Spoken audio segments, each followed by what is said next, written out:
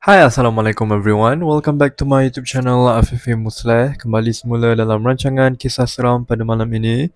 Kisah seram kali ini ialah tentang pengalaman seorang lelaki bekerja sebagai tukang bodyguard yang jaga penjara. Apa kita panggil Peguam Tak silap aku. Aku tak sure apa nama kita panggil tu, tapi ya, ni pengalaman dia jadi bodyguard dalam penjara dan pengalaman yang dia takkan boleh lupakan sebab ia merupakan pengalaman yang seram. Okay, so make sure korang tengok video ni sampai habis. But before you do, don't forget to like, share, subscribe to my YouTube channel untuk support aku grow. Right, without further ado, let's get right into it.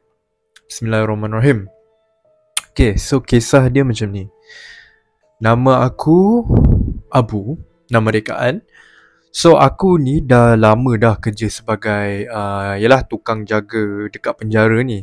Dekat penjara ni sebenarnya dia punya tempat sangat lain tau. Dia punya vibe sangat lain sebenarnya. Sebab dia macam tempat dia dalam bangunan yang kotor, bangunan yang abandoned. Lepas tu dengan sel-sel penjara dikelilingi dengan orang-orang yang jahat, orang-orang yang berjenayah.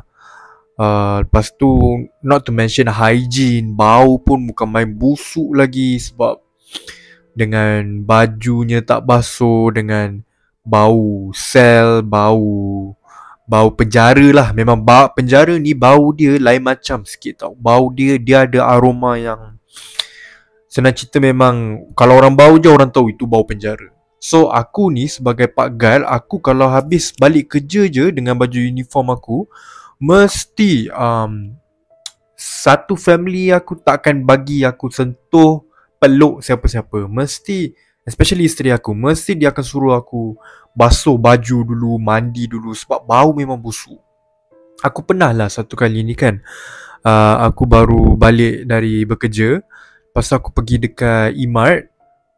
Bila aku pergi dekat E-Mart tu, satu E-Mart tu pandang aku. Sebab diorang boleh bau aku. Lepas tu baby pun, budak kecil pun semua menangis bila nampak aku.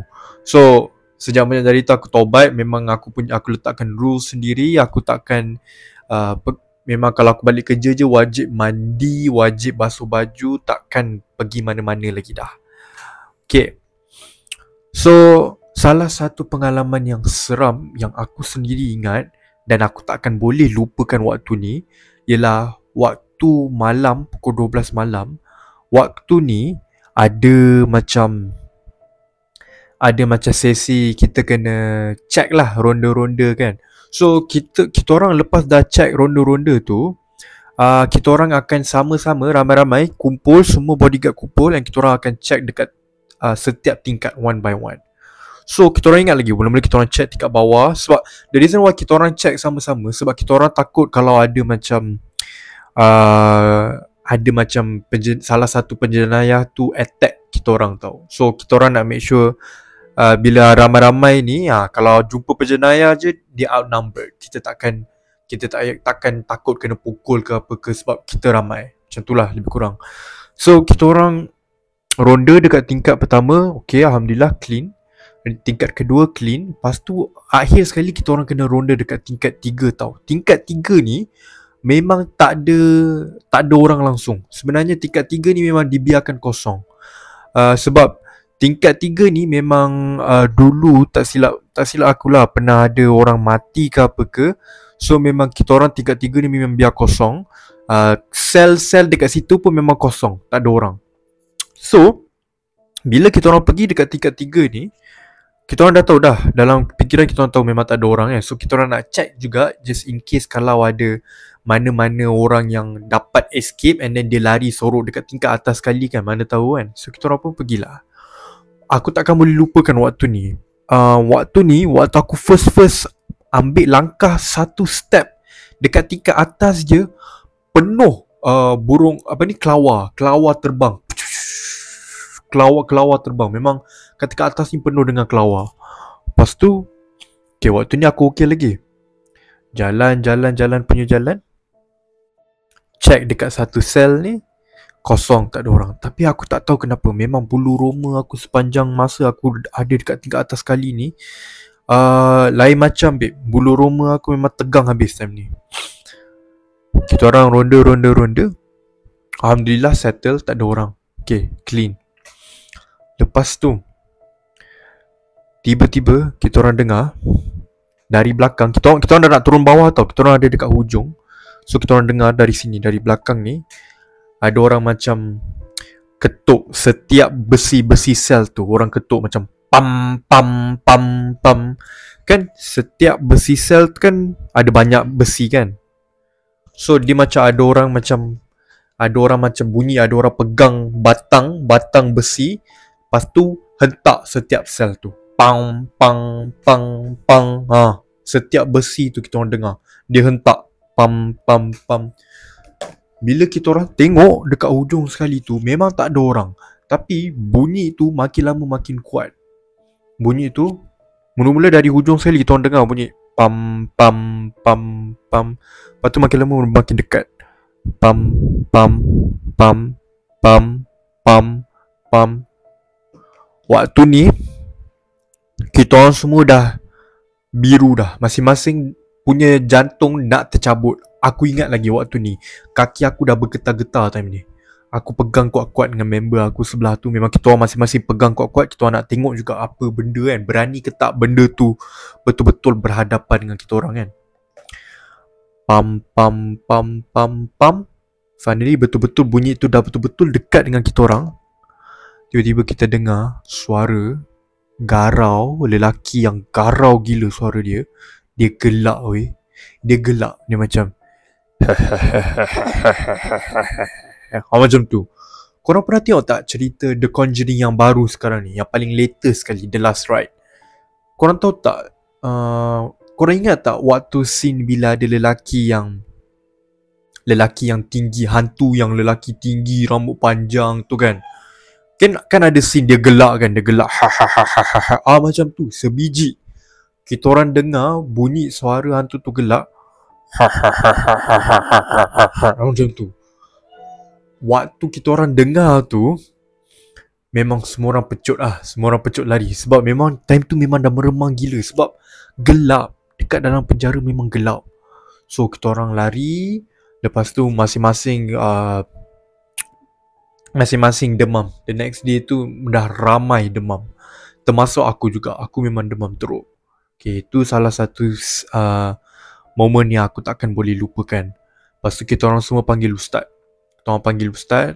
Ustaz bagi ustaz scan tempat ni. And ustaz tu kata tempat ni memang dah tak boleh nak pagar dah. Sebab terlalu banyak. Tempat ni, dia rupa-rupanya tempat penjara kita ni merupakan portal untuk jin masuk keluar dari alam dia ke alam kita. Ni tempat penjara tu, portal, tempat dia orang keluar masuk dari alam jin ke alam manusia. Dah jadi tempat portal untuk dia orang keluar masuk pula. So memang ustaz tu kata memang susah nak betul-betul clean tempat ni. Tapi ustaz tu kata dia bolehlah buat apa yang patut. Dia boleh try untuk bersihkan sikit, walaupun tak 100% tapi dia try juga. So dia try. Alhamdulillah lepas beberapa minggu tempat tu okey, tak ada apa-apa gangguan. Sampailah ada gangguan yang pelik-pelik, which is dah start dengar bunyi orang main lari-lari dekat tingkat atas sekali tu. Padahal memang tak ada orang, tapi dengar orang lari-lari. Dia makin lama makin dahsyat tau. Dia makin macam dia punya berani tu makin lama makin berani tau benda tu. So mula-mula dia start soft dulu, dengar bunyi orang lari-lari. Lepas tu salah satu warden, aku ingat lagi, dia pernah nampak member dia sendiri kat dalam sel, kat dalam penjara. Pintu sel tu tak pernah dia buka tau kat tingkat atas sekali tu. Tapi ada pernah sekali tu dia ronda, sekali dia nampak member dia sendiri dekat dalam sel. Tapi member dia tu tengah duduk dekat hujung-hujung dinding. Okay, contohlah ni kan sel kan, ni penjara, pintu penjara kat sini. Member dia kat belakang, duduk dekat bahagian hujung corner, lepas tu menghadap belakang macam ni. Dia menghadap belakang macam ni sambil nangis-nangis. Macam tu. Oi, memang seram gila lah. Member yang warden tu, dia pegang torchlight, dia tengok macam gini kan, bergegar. Dia macam, Man kau buat apa kat dalam sel ni Man, macam mana kau boleh masuk Man? Padahal sel tu memang terkunci. Memang tak pernah ada orang buka. So banyak lagi lah kisah seram yang dekat penjara yang aku pernah dengar. Salah satu lagi aku pernah dengar yang ada dekat atas bangunan lagi, dah nampak lembaga kain putih berdiri tinggi dekat atas bangunan. Every time, pernah ada moment, every time bila kita nak masuk waktu malam-malam je, kita akan nampak lembaga putih tinggi berdiri dekat atas bangunan. Dia punya tangan pun macam ni, babe. Dahsyat Natasha. Dia nak macam dia nak cakap itu teritori dia, itu tempat dia, macam tu. Pernah lah kita orang, salah satu daripada warden kita orang ni, dia macam pangkat dia tinggi sikit. Dia, tak silap aku, dia ketua dekat situ. Dia memang hati kental tau. Dia memang jenis, sebab dia dulu askar, so dia memang jiwa kental lah. Dia pernah ambil senapang, nampak benda tu dekat atas bangunan kan, dia pernah tembak. Dia baca Bismillahirrahmanirrahim, pum, dia tembak. Benda tu hilang terus. So yeah, sejak manja dari itu, aku takkan boleh lupakan pengalaman aku sebagai warden. But now aku dah tak kerja dah dekat situ, Alhamdulillah. Sebab tak tahan asyik kena ganggu dengan bau kat situ. So yeah, now Alhamdulillah aku dah tak kerja dekat situ dah. Tapi aku akan sentiasa share pengalaman aku ni dekat semua orang yang aku kenal, sebab ini merupakan pengalaman yang mahal bagi aku. So yeah, that's all for today. Thank you so much for watching, guys. I hope you guys enjoy. Don't forget to like, share, subscribe to my YouTube channel. I'll see you guys next time. Bye. Assalamualaikum.